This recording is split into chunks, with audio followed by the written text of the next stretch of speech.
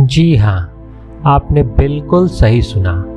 अगर भगवान किसी को कुछ देना चाहे और वो अगर लेना ना भी चाहे तो भगवान जबरदस्ती भी कर सकते हैं। हाँ, भक्तों पर भगवान की ऐसी ही कृपा होती है। तो आज मैं आपको ये बात एक कहानी के माध्यम से बताने की कोशिश करूँगा।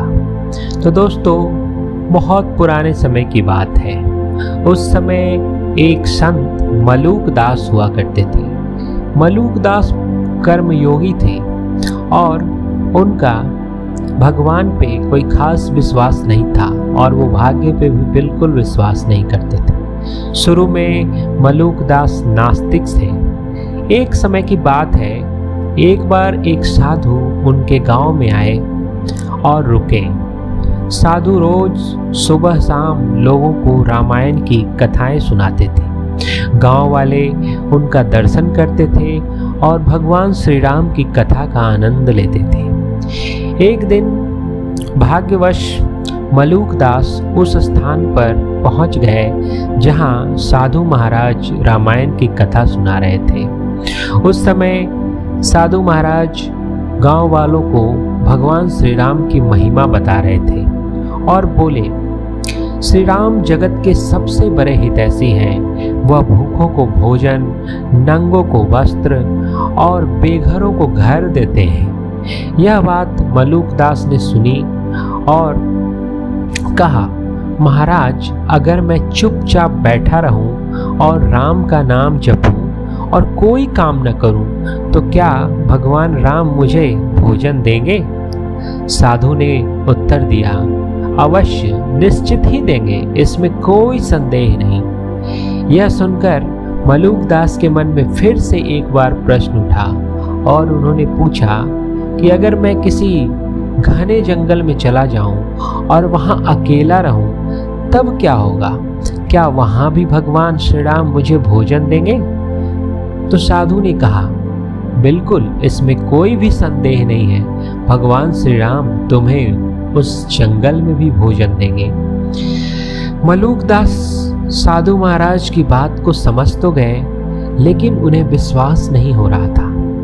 इस चीज को परखने के लिए वो अगली सुबह जंगल में जा पहुंचे।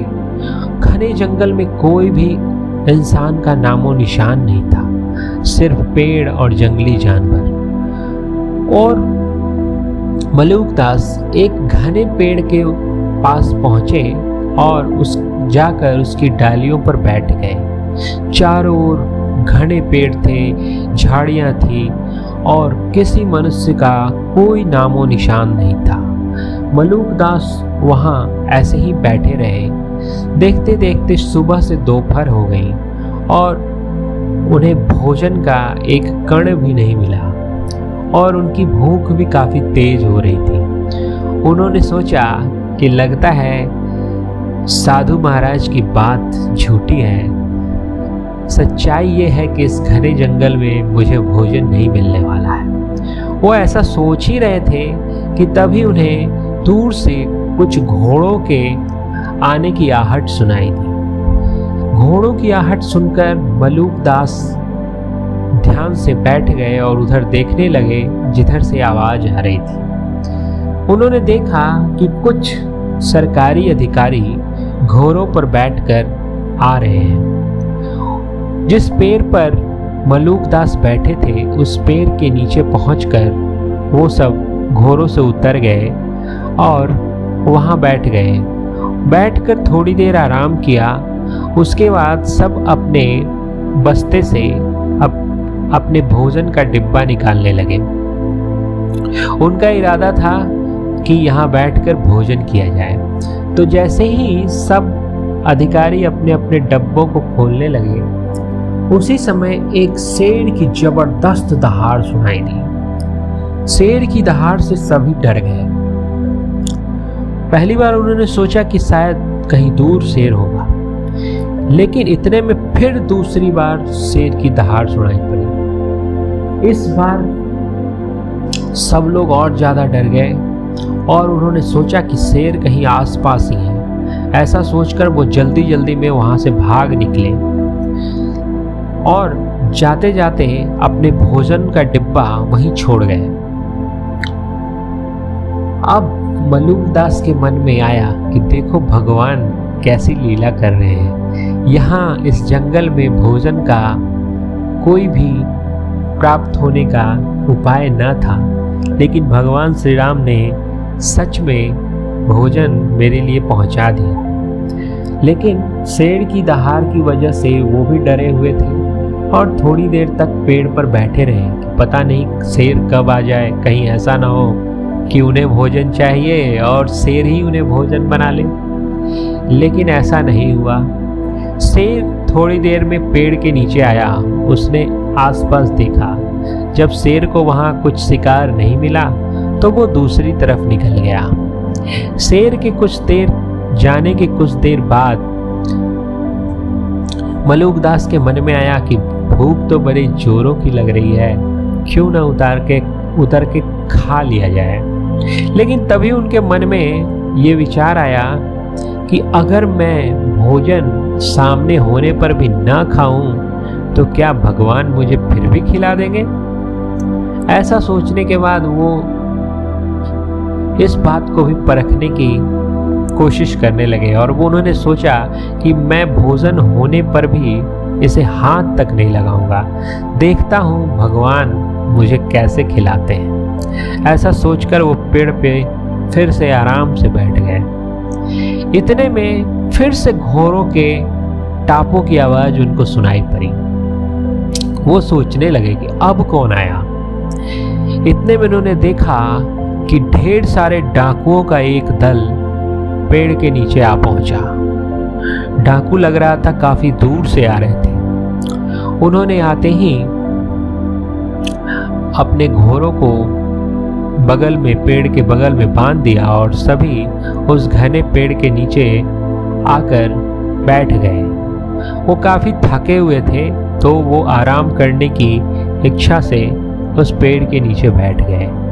तभी उन्होंने देखा कि वहाँ बहुत सारे खाने के डब्बे रखे हुए हैं। यह देखकर डाकुओं का सरदार बहुत खुश हो गया।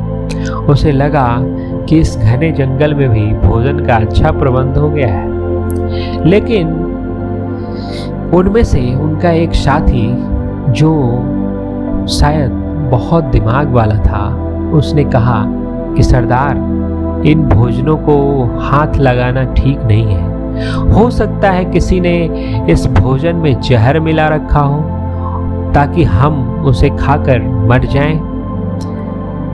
ऐसा सुनते ही डाकुओं को सरदार बहुत आश्चर्यचकित हुआ और उसे लगा कि शायद मेरा साथी सही कह रहा है। ऐसा सोचकर सरदार ने अपने सभी साथियों को आदेश दिया कि अगर भोजन यहाँ है तो इस भोजन को बनाने वाला भी कहीं आसपास ही होगा। अगर इसमें जहर है तो इस भोजन में जहर मिलाने वाला भी कहीं आसपास ही होगा। तुम लोग आसपास ढूंढो और उस आदमी को पकड़ कर लाओ जिसने इस भोजन में जहर मिलाया है। सभी साथी उसे ढूंढने लगे। कुछ आसपास ढूंढने लगे, कुछ पेड़ में ढूंढने लगे। तभी एक डाकू को पेड़ के ऊपर मलूकदास बैठे हुए दिखे। उसने सोचा कि हो न हो यही आदमी है जिसने ये खाना बनाया है और इसमें जहर मिलाकर पेड़ पर बैठ गया है ताकि देख सके कि हम लोगों के साथ क्या होता है। ऐसा सोचकर उसने मलूकदास को बोला, ऐ आदमी, नीचे उतरो। अगर नीचे नहीं उतरोगे तो मैं तुम्हें जान से मार दूंगा। ऐसा सुनते ही मलूकदास के मन में भय आया कि सही में ये डाकू कहीं गुस्से में मुझे मार न डाले, इसलिए वो जल्दी से नीचे उतर आए। मलूकदास को डाकुओं के सरदार के सामने पेश किया गया। डाकुओं के सरदार ने कहा कि क्या तुमने इस भोजन में जहर मिलाया है ताकि तुम हमें मार सको। मलूकदास डरते हुए बोले, नहीं नहीं, मैंने इसमें कोई जहर नहीं मिलाया है। लेकिन सरदार को आश्वस्ति नहीं हुई। उसके मन में शंका अभी भी थी। उसने कहा कि अगर तुमने जहर नहीं मिलाया है तो फिर इसे खाकर दिखाओ। अगर इसको खाने के बाद तुम्हें कुछ नहीं हुआ तभी हम समझेंगे कि इसमें जहर नहीं मिला है। मलूक दास घबराए हुए थे। उन्हें समझ नहीं आ रहा था कि क्या किया जाए। इसी घबराहट में थोड़ी देर हो गई। तब डाकू का सरदार गुस्सा गया और बोला, ये इतनी देर कर रहा है, निश्चित ही इसने इस खाने में जहर मिलाया है। ऐसा बोलकर उसने खाने का एक टुकड़ा उठाया और जबरदस्ती मलूक दास के मुंह में ठूस दिया। मलूक दास को डर से खाना पड़ा और फिर उन्होंने धीरे धीरे पूरे खाने को समाप्त किया। जब मलूक दास ने खाना खा लिया तब सरदार ने कहा कि हाँ, अब ठीक है, इसने भोजन कर लिया और इसे कुछ नहीं हुआ, इसका मतलब ये भोजन सही है। फिर बाकी डाकू भी बैठकर भोजन करने लगे और भोजन करने के बाद फिर वहां से चले गए। मलूक दास बैठकर सोचने लगे कि हे प्रभु श्री राम, आपकी क्या लीला है। मैं यहाँ जंगल में आया था ताकि आपको परख सकूं कि मुझे भोजन मिलेगा या नहीं, लेकिन इस जंगल में भी आपने इतने सुंदर पकवान, इतने अच्छे भोजन की व्यवस्था कर दी। जब मैंने सोचा कि भोजन होने पर भी मैं नहीं खाऊंगा, तब आपके प्रेम की क्या सीमा है कि आपने मुझे जबरदस्ती भोजन करा दिया। और उस दिन से कहा जाता है कि संत मलूक दास आस्तिक हो गए, उनके भगवान पे श्रद्धा अपार हो गई, अटूट हो गई। तो दोस्तों, मैं इस कहानी से यही कहना चाहता हूँ कि अगर प्रभु की इच्छा होती है तो वो अपने भक्त को जबरदस्ती भी चीज़ दे सकते हैं। अगर प्रभु की इच्छा हुई और सामने वाला व्यक्ति कोई चीज़ न चाहे और भगवान अगर चाहे कि इसे देना है तो वो उसे जबरदस्ती भी देते हैं। तो इसी प्रकार की कहानियों को सुनने के लिए मेरे चैनल से जुड़े रहिए और मेरे चैनल को सब्सक्राइब करना न भूलें। आज बस इतना ही। धन्यवाद।